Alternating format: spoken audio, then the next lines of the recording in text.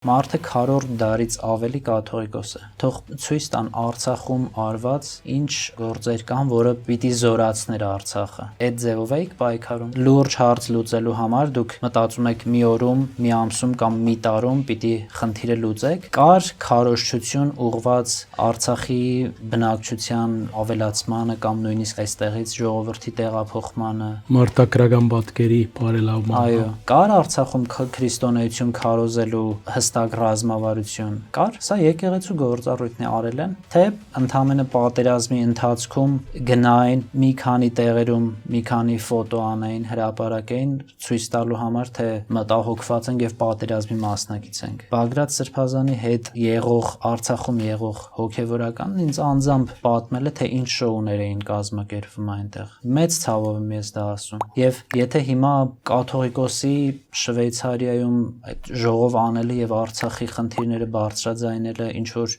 մեծ արդյունքեր ունենալու, ուրա այդ արդյունքը ինչի չենք տեսնում։ Հայրգուսանի հարցազրույցից հետո սկսեցի մտածել, որ սա ուղղակի հերթական առիթ է ստեղծվել եւս մի անգամ Շվեյցարիայում հայտնվելու։ Ունենք ողջամիտ կասկածի իրավունք։